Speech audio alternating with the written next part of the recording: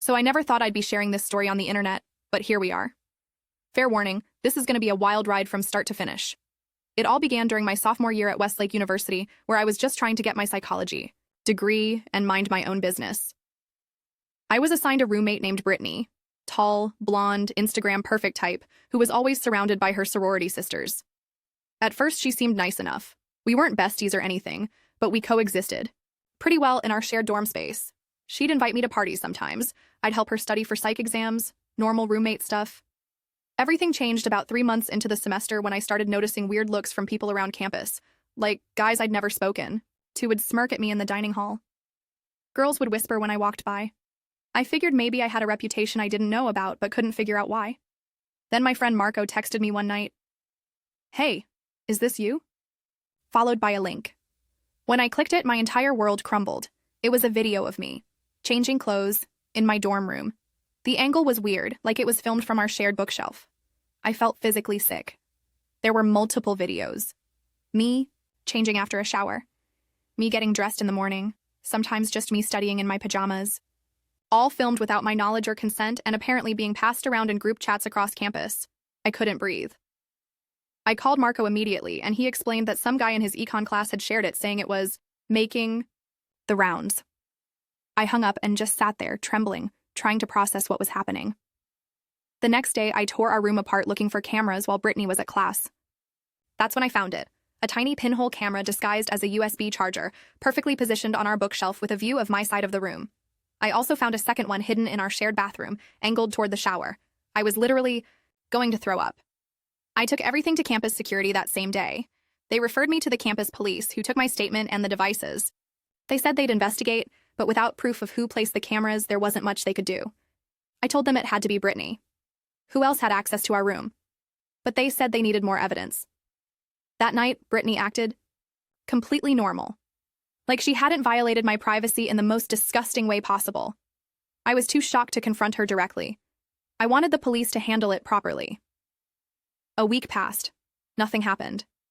I went back to campus police, who said they were still investigating. Then to the dean of students, who gave me a speech about how seriously they take these allegations, but without concrete proof that Brittany was responsible, their hands were tied. I later found out her dad donates major cash to the university every year. Shocker, right? I was desperate, so I even filed a report with the actual city police. Same result. Insufficient evidence to pursue charges. The videos were still circulating. People were still staring. I felt exposed and helpless. That's when something inside me snapped. If the system wouldn't help me, I'd have to help myself. See, what Brittany didn't know was that my parents aren't just any parents. They're both high-powered attorneys specializing in cybercrime and privacy law. They just don't broadcast it because they prefer to live relatively normal lives outside of work. I called them that night and broke down explaining everything. My mom was furious. I could practically feel the temperature drop 20 degrees through the phone. My dad went completely silent, which is what happens when he's beyond angry. Then they said 6 beautiful words. "We'll take care of this, honey." That's when the plan formed. Instead of continuing to fight Brittany directly, I would pretend to forgive her. Get close. And then, with my parents' help, I'd set a trap she couldn't escape from. The next day, I put on the performance of a lifetime. I told Brittany I found the cameras but assumed it was some creepy maintenance guy. I acted embarrassed about the whole thing, like I just wanted it to go away. She played along perfectly, acting shocked and supportive, offering to help me find out who did it. The absolute audacity, am I right? Over the next few weeks, I became Brittany's new best friend. We got coffee together, went shopping. I laughed at her jokes and shared fake secrets to build trust. The whole time, I was documenting everything. Screenshots of texts, conversation recordings in one-party consent situations, anything that might help later. When spring break was approaching, I mentioned casually that my family had rented this amazing beach house in the Florida Keys for the week. Then, as if it just occurred to me, I invited her along. My parents always rent a huge place with extra rooms, I said. They'd love to meet my new bestie. She jumped at the chance. A free luxury vacation? Of course she did. Little did she know she wasn't heading to paradise. She was walking straight into a perfectly set trap. Updated. So Brittany agreed to join our family vacation faster than you can say free luxury trip. And honestly, I wasn't surprised.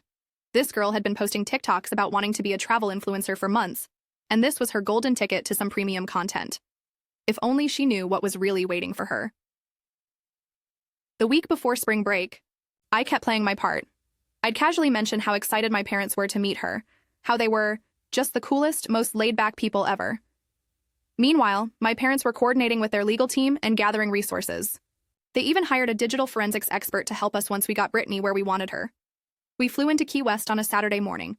My parents picked us up at the airport in a rented Escalade, all smiles and welcoming hugs for Brittany. My mom even brought her a little welcome gift bag with fancy sunscreen and a cute beach hat. Oscar-worthy performances all around. The beach house was exactly what I'd promised. Absolutely stunning. Right on the water with floor-to-ceiling windows, and that perfect mix of luxury and beachy vibes. Brittany's eyes nearly popped out of her head when we pulled up. She immediately started taking pictures for her Instagram, talking about all the content she was going to create. "This place is insane," she kept saying, running from room to room. "Your parents must be loaded, Chloe." If only she knew their exact specialties might soon be the end of her social media career. My dad showed Brittany to her room, a beautiful space with its own balcony overlooking the ocean. What she didn't know was that the room had been specially prepared. Nothing illegal, of course. My parents are lawyers, after all. But let's just say there were measures in place to ensure we could gather what we needed.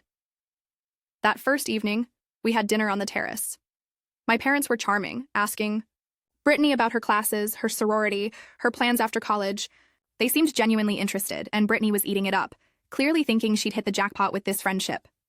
After dinner, my mom suggested some margaritas. "We're on vacation, and you girls are legal," she said with a wink. A few drinks in, Brittany started getting really comfortable. That's when my dad casually brought up the topic of privacy. "I read an interesting article today about hidden cameras in college dorms," he said, swirling his drink. "Apparently it's becoming more common. Terrible violation of privacy." I watched Brittany's face carefully. For just a second, there was a flash of something. Panic? Guilt? But she recovered quickly. "That's awful," she said. "People are so creepy these days." My mom nodded sympathetically. "What would you do if you found out someone was recording you without consent, Brittany?" Brittany took a big sip of her margarita. "I'd be furious. I'd report them immediately. The irony was so thick you could cut it with a knife. I had to bite the inside of my cheek to keep from saying something. The next day, we went to the beach. Brittany spent most of the time taking selfies and having me photograph her in various poses with the ocean backdrop. Between shots, my mom engaged her in conversation about social media ethics. "What do you think about those prank videos where people don't know they're being recorded?" My mom asked innocently. Brittany, completely oblivious to where this was going, launched into a dissertation about how it depends on the situation, and sometimes it's just for fun, and if it gets views, that's what matters. My mom nodded thoughtfully. "Interesting perspective. What about more intimate recordings?" That's when Brittany got a little defensive. "Well, I think that's different. That crosses a line." "What line is that exactly?" My dad chimed in from behind his book. The conversation continued like this for days, my parents masterfully extracting Brittany's views on privacy, consent, and social media fame, all while she had no idea she was essentially building a case against herself. On the third night, we had a bonfire on the beach, just the four of us, some s'mores, and a cooler of White Claws. My parents had gone back to the house for a moment, leaving Brittany and me alone by the fire. "Your parents are so cool," Brittany said, cracking open another seltzer. "Nothing like mine. My dad would flip if he knew half the stuff I do." "Like what?" I asked, trying to sound casual. She giggled and leaned in close. "Promise not to tell?" I nodded, heart racing. This could be it. "I have this whole secret account where I post content that gets me a lot of attention. Nothing illegal, but definitely not something Daddy would approve of with his country club reputation." "What kind of content?" I pressed. She hesitated, then pulled out her phone. "I'll show you, but you have to swear not to say anything." She opened a private Instagram account with over 50,000 followers. As she scrolled, my blood ran cold. There were more videos of me, not just changing clothes, but sleeping, studying, even just sitting on my bed talking on the phone. But there were also videos of other girls from our dorm, all clearly filmed without their knowledge. "How did you get these?" I asked, my voice barely steady. She shrugged like it was no big deal. "These little cameras I bought on Amazon. They look just like normal stuff. Chargers, alarm clocks, whatever. People never notice." "But why? Why would you film people without them knowing?" "Content, duh," she said, taking another sip. "Do you know how many followers I got after posting your videos? People eat this stuff up. Plus, some guys pay really good money for exclusive content." She was literally admitting to distributing what was essentially voyeuristic content for profit. I wanted to scream at her, but I kept my cool. This was exactly what we needed. Aren't you worried about getting caught? I asked. She laughed. Please. My dad donates enough to Westlake that they'd never touch me. Some girl actually reported me once. Not you, someone else. And nothing happened. The university doesn't want to lose Daddy's money. What Brittany didn't know was that my parents had returned to the fire and were standing just out of sight, hearing every word. They also didn't know that I had been recording our entire conversation on my phone, which was legal in Florida. The next morning, while Brittany was sleeping off her White Claw hangover, my parents and I gathered around the kitchen table with their team joining virtually. The forensics expert had found plenty on Brittany's devices thanks to the house's special monitoring system. Between that and her recorded confession, we had everything we needed. Should we confront her? I asked. My dad shook his head. Let's give her one more day in paradise. The storm will hit soon enough. So we spent our last full day playing the perfect hosts. We took Brittany parasailing, had lunch at an exclusive beachfront restaurant, and even got matching henna tattoos. Her idea, not mine. She kept saying this was the best vacation ever, and how lucky she was to have me as a friend. If only she knew what tomorrow would bring. Final update. The morning we were set to leave, Brittany came downstairs to find my parents sitting at the dining table with professional expressions that would make any opposing counsel sweat. No more vacation mode. This was full attorney power stance. Brittany, my dad said calmly, we need to talk about your little side business. Her face went through about 5 emotions in 3 seconds. Confusion, realization, panic, anger, and finally a pathetic attempt at innocence.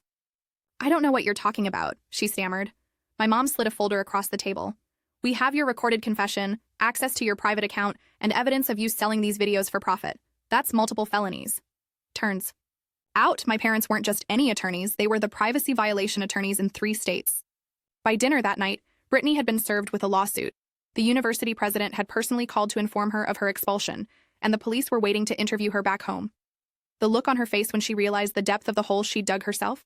Absolutely priceless. Like watching someone who thought they were playing checkers suddenly realize they were in a chess tournament and losing badly. 6 months later, Brittany's facing criminal charges, her family's paying massive settlements to multiple victims, and I'm starting fresh at Columbia with a full scholarship. Oh, and that foundation for cyberbullying victims my parents helped me start just got featured on Good Morning America.